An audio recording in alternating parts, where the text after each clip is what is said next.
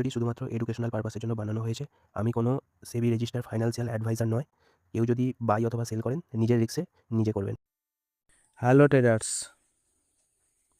আজকে market by যাবে না সেল যাবে না, কিরকম কি মুভ দিতে পারে যদি আমরা দেখি। দেখো, আগের দিনে কি বলেছিলাম যে এই জোনটাকে যদি ব্রেক করে একটা রিটেস্ট, দেখো সুপার রিটেস্ট দিয়েছে। এখান থেকে যদি বাই প্ল্যান করতাম এই 40-82 থেকে, তাহলে টার্গেট এই পর্যন্ত থাকতো 41-16, কিন্তু তার থেকেও বেশি মুভ দিয়েছে।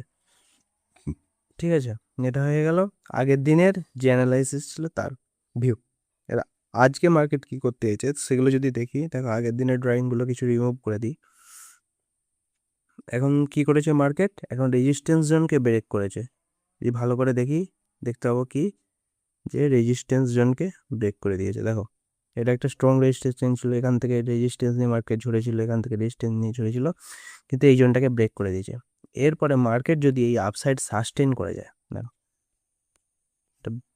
একটু বাড়িয়ে নিই রেজিস্ট্যান্স জোনটা, ঠিক আছে, এটা গেল।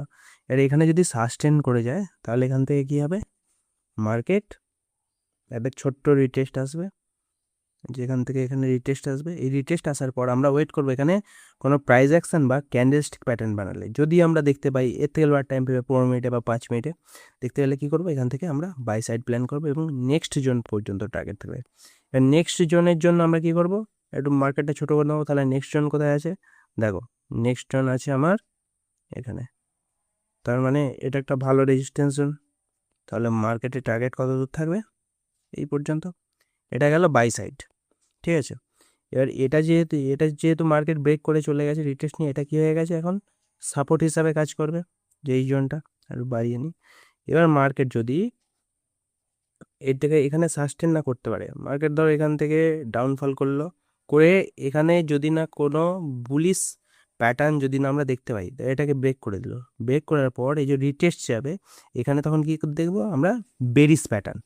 বেরিশ কোনো প্যাটার্ন ক্যান্ডেলস্টিক হোক আর প্রাইস অ্যাকশনই হোক, দেখার পরে কী করবো আমরা, এখান থেকে সেল সাইড প্ল্যান করবো এবং টার্গেট রাখবো এই পর্যন্ত। ঠিক আছে, আপাতত এই দুটো ভিউই আছে। এবার আমরা যখন এন্ট্রি প্ল্যান করবো 15 মিনিট বা 5 মিনিট, মানে 1 ঘন্টায় যেহেতু আমরা অ্যানালাইসিস করছি, ওর লোয়ার টাইম ফ্রেমে গিয়ে কী করবো, আমরা এন্ট্রি প্ল্যান করবো এবং কনফার্মেশন পাওয়ার পরই আমরা কী করবো, এন্ট্রি করবো। Thank you for watching this video. If you enjoyed it, please hit the like button and the bell notification icon.